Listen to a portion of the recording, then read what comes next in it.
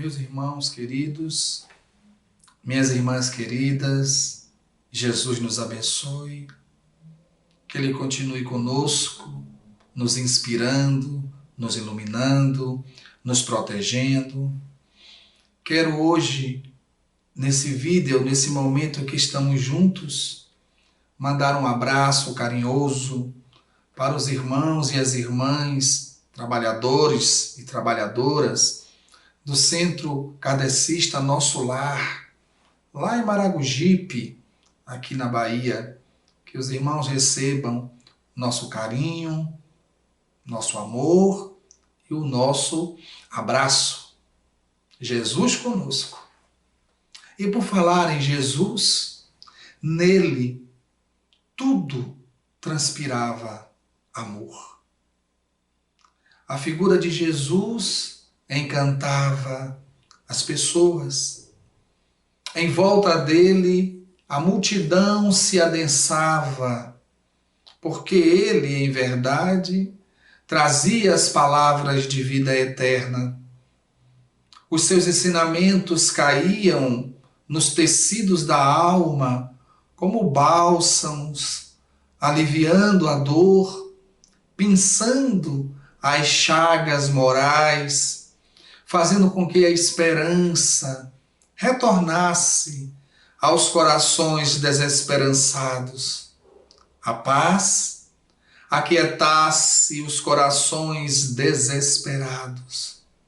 A doçura do seu verbo alimentava as criaturas, famintas do pão da alma, sedentas de amor, famintas de infinito. Jesus, o sol de primeira grandeza, que surgia na humanidade como a alvorada, surge dissipando as trevas da humanidade. Era impossível ter o contato com ele e se afastar sendo a mesma pessoa. Ele conhecia aquele povo. Ele conhecia aquela multidão sofredora que o buscava. Aqueles homens e mulheres, aqueles seres esfaimados, feridos do corpo, nas doenças que acometem a matéria, da lepra à cegueira, da surdez à mudez, aqueles que não podiam andar, as enfermidades espirituais, as obsessões, que se dizia naquela época que ou era lunático ou era possuído, aqueles seres que sofriam a influência dos espíritos perversos. E Jesus, diante daquela multidão, com o seu olhar que ultrapassava as aparências e os séculos, ele sabia quem era aquele povo. Ele conhecia o passado, que fora o gerador daquela situação atual de sofrimento e de dor. Mas ele também, com seu olhar penetrante e profético, ele via o futuro daqueles que ali estavam nas encarnações do futuro. Ele via que aqueles que estavam ali sofrendo para o futuro iriam retornar quantas vezes fossem necessárias. E naqueles indivíduos ele percebia a lagarta no casulo que iria se transformar em borboleta, a voar no espaço infinito. Ele percebia do átomo ao anjo, que um dia fora átomo. E sem dúvida alguma, aqueles que estavam em frangalhos no passado, que ele percebia e conseguia vê-los no futuro, nas encarnações seguidas, somos nós. Nós que estamos aqui. Nós que passamos há séculos e milênios passados, vivendo e cometendo equívocos, estamos aqui, nesse processo contínuo de evolução. Como diria Paulo, não sou digno de ser chamado apóstolo, mas pelas graças de Deus já sou o que sou. Ou seja, ainda não somos os espíritos elevados e puros que desejamos, mas também não somos mais aqueles do passado que eram perversos por opção, que faziam a maldade por prazer. Não.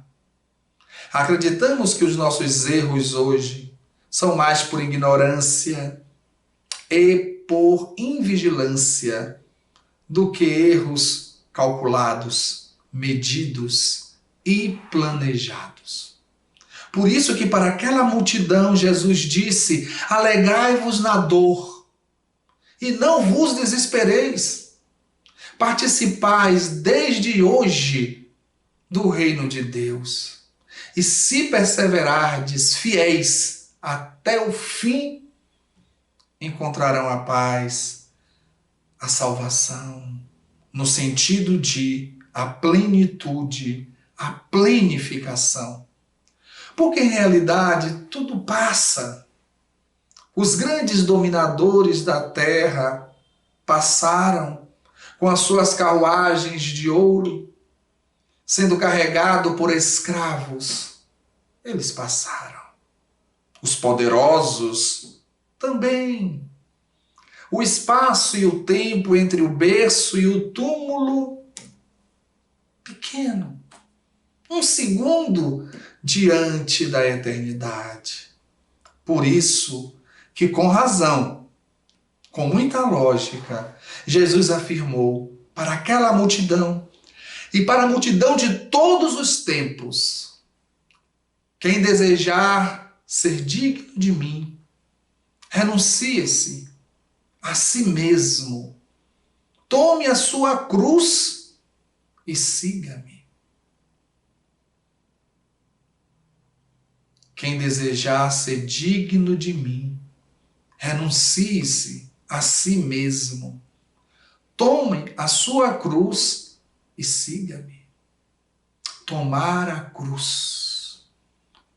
Carregar a própria cruz diante do caminho. Cruz essa, que não significa apenas os delitos que cometemos no passado. Não significa apenas os momentos que desviamos da lei.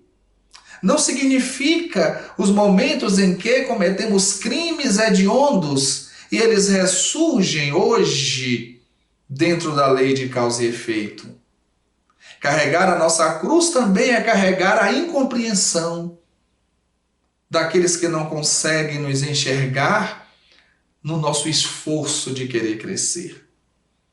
Carregar a cruz é entender a perseguição dos inimigos do bem, que não aceitam o nosso esforço para melhorar. Carregar a própria cruz é buscar o caminho do bem, sabendo de tudo aquilo que o mundo nos oferece quando tomamos essa postura. Como disse Jesus: no mundo tereis aflições, mas eu venci o mundo. Estamos dispostos a renunciar a nós e carregar a nossa própria cruz? Renunciar a nós próprios significa também renunciar às opiniões pessoais. Jesus disse certa feita: a minha alegria e a minha vontade é fazer a vontade daquele que me enviou, estar em sintonia com a vontade de Deus. Por isso Jesus disse: quem desejar ser digno de mim, renuncie a si mesmo, toma a sua cruz e siga-me, pois o que quiser ganhar a vida, a perderá. Mas aquele que perder a vida por amor a mim, a achará. Porque de que adianta o homem ganhar o mundo inteiro e perder a sua própria vida? Que palavra fascinante. Que frase intrigante. Aquele que quiser ganhar a vida, a perderá. E aquele que perder a vida por amor a mim, achá-la-á. Olha que interessante. Quantas vezes as pessoas acham que ganhar a vida é ter vantagens? Vantagens no mundo. Quantas vezes as pessoas acham que ganhar a vida é possuir as coisas, é ter bens? E quantas vezes as pessoas acham que aqueles que estão mergulhados num trabalho de amor está perdendo a vida? Quantas vezes as pessoas dizem assim, mas num domingo desse de sol, ao invés de você estar na praia se divertindo, você vai para o asilo visitar idosos. Numa manhã tão linda dessa, você poderia estar no clube e você resolve ir para o lar de crianças, cuidar de crianças. Você está perdendo a sua vida. Não é assim que dizem? Será? Então Jesus disse, aquele que quiser ganhar a vida, no sentido do mundo, a está perdendo. Mas aquele que as pessoas pensam que está perdendo a vida porque está se dedicando ao bem e ao amor, está ganhando. E depois ele diz, de que adianta ganhar o mundo inteiro e perder a si mesmo? Por quê? Porque esse corpo vai morrer. E o mundo vai ficar aí, com o caminho desse mundo. Dependendo a nós, as nossas escolhas. Em verdade, meus queridos irmãos e minhas queridas irmãs, Jesus nos convida a ter alegria interior nos momentos difíceis e prazer em servir em nome do amor. Em nome do amor. E por falar em servir, hoje, dia 29 de agosto, nós lembramos de um grande servidor de Jesus, conhecido na terra como Doutor Bezerra de Menezes, que exerceu a medicina na forma mais ampla de amor e de serviço ao próximo. Quem estuda a vida do Dr. Bezerra de Menezes vai perceber que ele teve alegria interior nos momentos difíceis e um prazer incomensurável em servir em nome do amor. E não apenas aqui na terra. Quando ele retorna ao mundo espiritual e recebe um convite de Maria, mãe de Jesus, para subir às esferas mais elevadas, ele pede para ficar na terra, enxugando as lágrimas, até a última gota de lágrima. Isso é amor. É alegria de servir em nome do amor. Para Dr. Bezerra de Menezes, nossa gratidão, nosso respeito, nossa admiração, nosso carinho e nosso amor. Jesus nos convida para sermos grandes nas tarefas insignificantes e pequenos nas grandes realizações. Sermos grandes nas tarefas insignificantes é fazer com que essas tarefas insignificantes sejam grandes, mesmo aparentemente pequenas. Afinal de contas, não existiria oceano se não houvesse a junção, a união de pequenas gotas d'água. A montanha não existiria se não fosse de grão em grão de areia.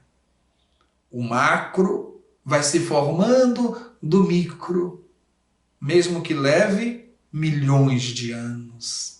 Mas é assim que acontece. Então Jesus nos convida, seja grande nas tarefas insignificantes, mas ao mesmo tempo ele diz, seja pequeno nas grandes realizações, para cultivar a humildade. Ser pequeno nas grandes realizações é entregar o louvor das grandes realizações a Deus. Ele que deve ser louvado, não nós.